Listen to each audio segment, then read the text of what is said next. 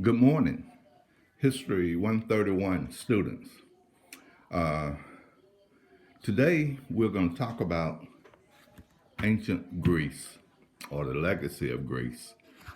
In your book is chapter 4, and it is entitled China Classical Age from to about 221 BC E. So, if you've been following the lecture, which I notice many of you are not, one thing the lecture does is pinpoint things that will be on your test. So we're going to speed this class up.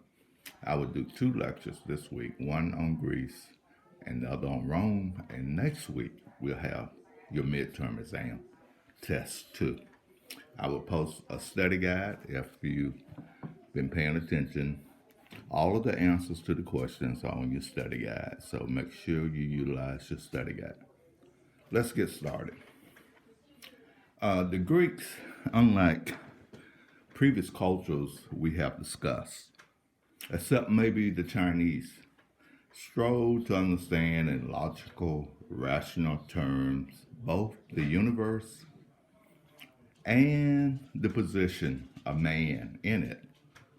The result of this effort was the birth of philosophy and science in Europe. Notice philosophy was birthed in China. That's Eastern philosophy. This is Western philosophy. The subjects were far more important to most Greek thinkers than religion. So just like the Chinese, the early Greeks were more secular, worldly, instead of religious.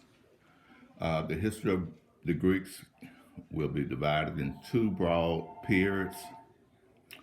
The Hellenic period, which is the time between the arrivals of the Greeks about 2000 BCE and the victory over Greece in 338 BCE by Philip of Macedon.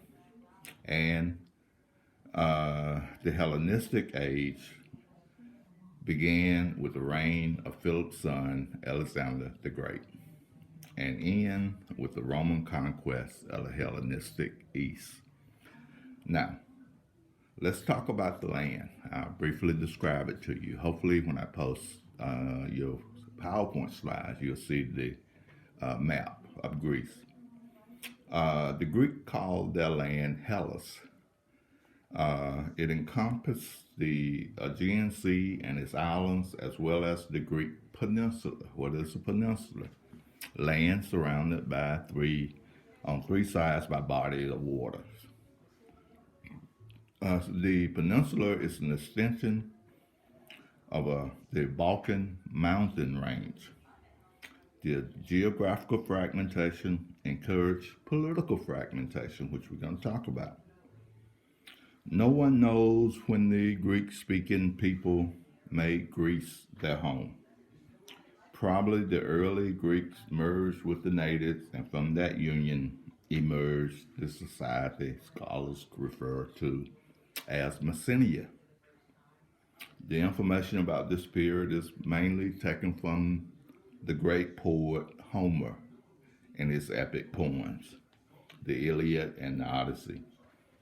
However, keep in mind, very little of the poems are authentic.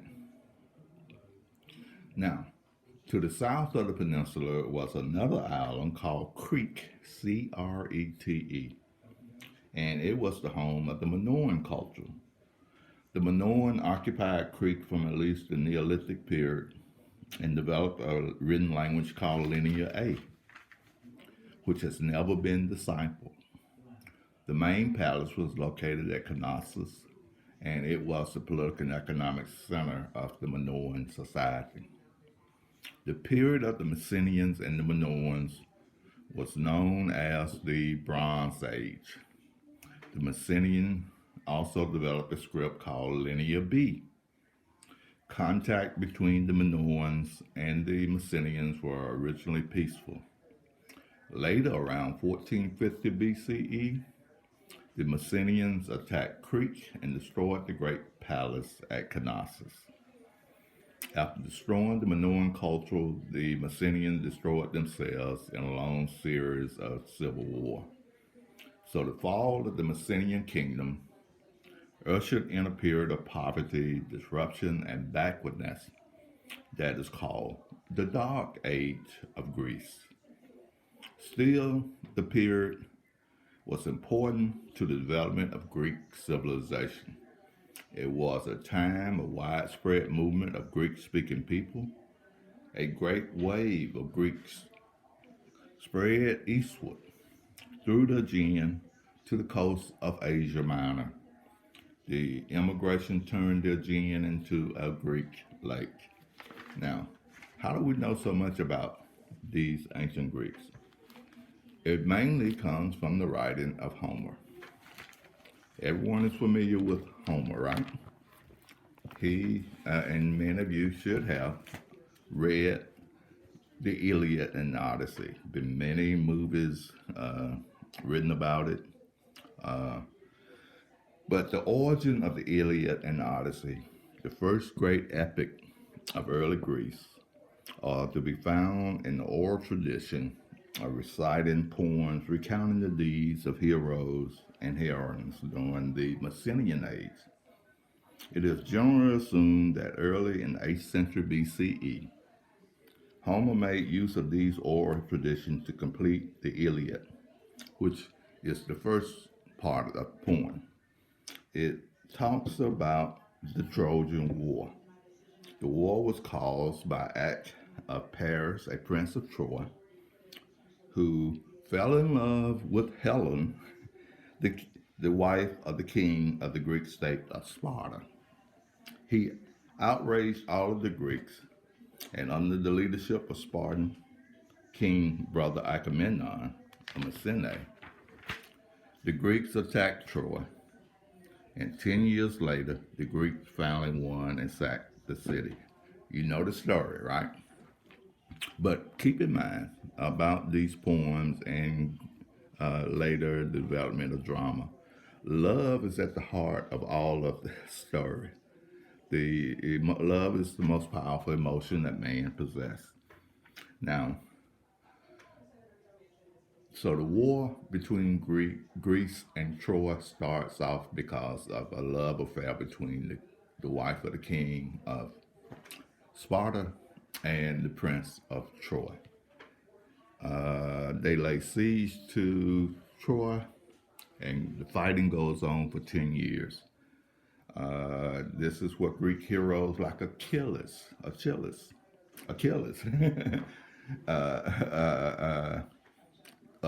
comes to life. As you know, Achilles could only be killed by an arrow in the back of his heel. The Achilles tendon is named after him.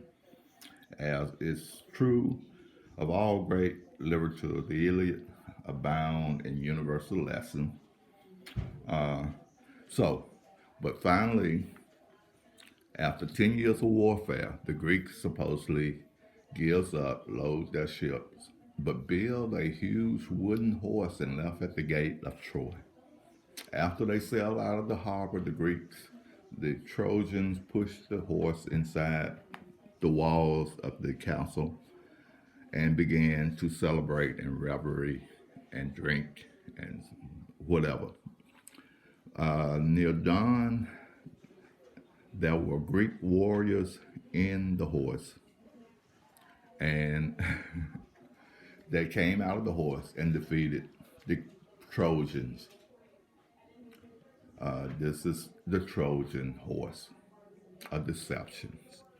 And as you know from computers, you have to protect against Trojans, a virus or whatever. But this is it. So the Greeks win this battle, and now the second part of the Odyssey, again, is captured in love. King Odysseus had considered his act and of war was over, and he wanted to sail home to his beloved Penelope, his wife. She's standing on the shore waving to her husband when all of a sudden wind comes up and blows Odysseus and the crew off. And they travel all throughout the Mediterranean. First, they go to the village of Cyclops, and siren, the women's singing intoxicate men, make them forget what they want to do, where they are. Finally, he runs into Medusa. As you know, there was a woman who, if you looked at her, you would turn to stone. The snakes. Finally, with the aid of who's this? Goddess of the underworld, of the sea, Neptune, I believe. Odysseus returned home to his beloved Penelope. So this is what the Iliad and the Odyssey is all about. The Greeks considered it then an authentic history and the work of one poet, but it's a combination of many or his tradition. But what it gave the Greeks was a sense of heroes and heroines, someone to look up to. We lately have been running short of heroes. So to the later generation of Greeks, these heroic values found the core of aristocratic virtue, a fact that explains the popularity of Homer as an educational tool, and it is still being used in Western schools today. I read it in the ninth grade, and hopefully many of you have come in contact with it. Okay, now, but let's go back to Greece, Greece, and talk about the city-states. Remember, we're talking about the political fragmentation corresponding with the geographical fragmentation. We see the rise of what we call city-states or polis. This is the invention of politics. Polis mean politics in Greek. The polis, two major polis or city-states would be Athens and Sparta. There were others though. But let me point out some of the description of the polis. It encompasses a town, a city, or even a village and its surrounding countryside.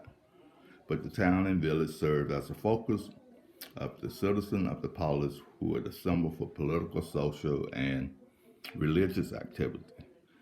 The tallest point inside the city was the Acropolis, which served as a place of refuge during an attack and later came to be the religious center on which temples and public monuments were erected. But down from the Acropolis was the Agora. The Agora was an open space that served where a citizen could assemble and purchase things, the market, and catch up. So the polis could vary greatly in size from a few square miles to a few hundred miles. There in the Agora, the males would discuss politics and try to come up with a way to govern themselves. There, they came up with several concepts. But first of all, they had to expand the Greek homeland. They developed hoplite and heavily armed infantrymen who wore bronze and leather helmets. The hoplites force had political as well as military repercussion, and it led to colonization. But we see the rise of tyrant, authoritative force of people. That didn't last. Then they tried an oligarch ruled by a few. That didn't last. Finally, a man named Clearstein came up with the concept of democracy, ruled by the people. That is the contribution of Greeks to the Western world. Democracy. In Sparta, all of this democracy was invented in Athens. To the south is Sparta on the Peloponnesian plains of Laconia. The Spartans had originally occupied small villages, but they later conquered the Laconians and turned them into slaves. And basically, The next group would be the Messenian. They were turned and reduced to serfdom and made to work for the Spartans. But the Helots is what they are called, the Messenian Helots. But during this time, the Spartans instituted a serious reform that was associated with the name of their lawgiver, Lycurgus. The Lycurgus reform. Sparta was transformed into a perpetual military camp.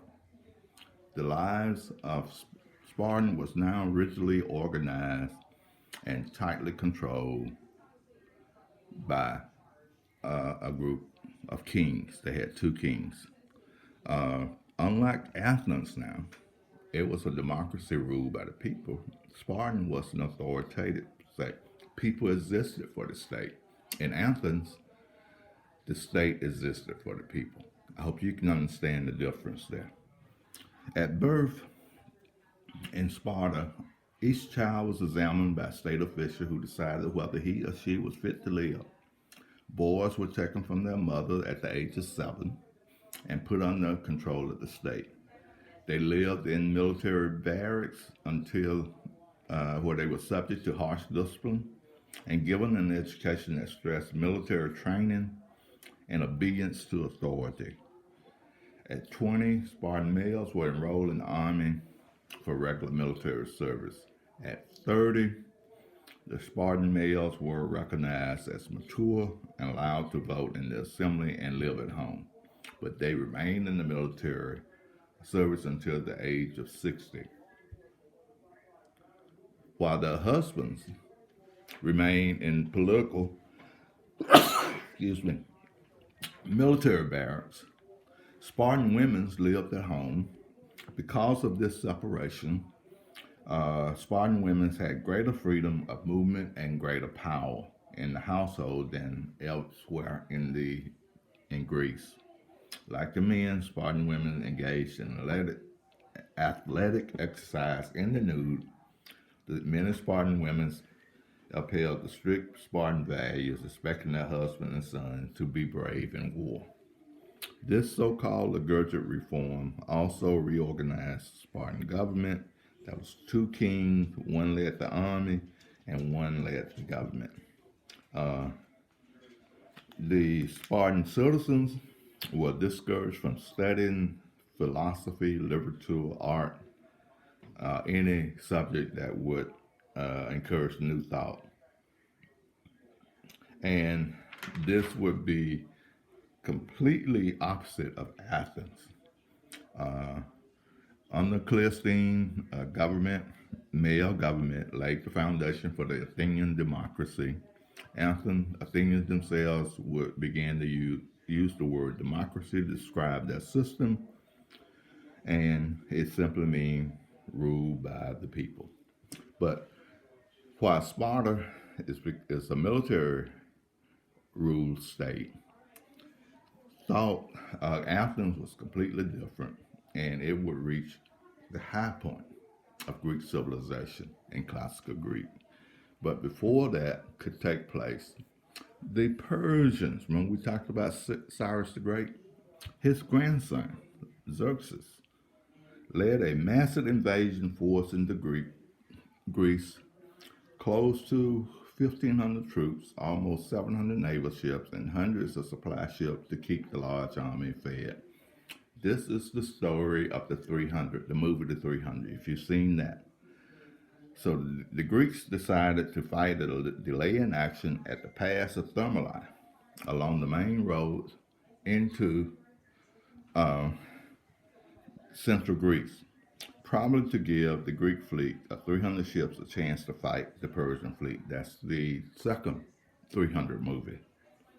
The Greek force numbering close to 9,000 under the leadership of Spartan king Leonidas and his contingent of the 300 Spartan to block their way into central Greece. But the Persians did burn Athens to the ground. Leonidas and the 300 was betrayed by a hunchback who had been put out the village to die. He showed the Persian how to outflank the 300. And of course, all of the 300 dies and live there. But eventually, the Athenian, led by their navy on the island of Salamis, challenged the Persian navy to a fight, and they defeated them in 479 BC. The Greeks formed the largest Greek army seen up to that time. Now, the Greeks had won the war, but the Persians would not go away. But now they would form an alliance called the Delian League with Sparta, knowing they had to join together to prevent the defeat of outsiders like the Persian. Uh, Under the leadership of Pericles, he made Athens one of the most brilliant cities in the world. He rebuilt Athens, marble, architecture, the Parthenon, the what else? The Erection on the Acropolis. These buildings still stand today. It made Greeks, Athens, the what should I say? The wonders of the world.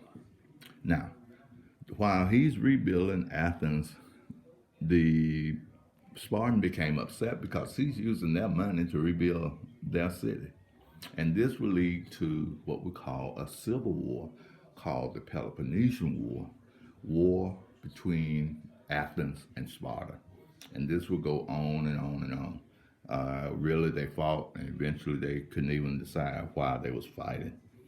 But this would open them up for invasion, which we're going to talk about maybe on the next tape, and the invasion of Philip of Macedonia. Macedonia is a Balkan country to the north of Greece, and he will come in and conquer Sparta and Athens because they had weakened themselves through the civil war. But first, let's go back to Athens and see some of their contribution. The writing of history was a creation of the Greek Herodotus. He's known as the father of history. He wrote the history of the Persian War. That's why we know about the 300.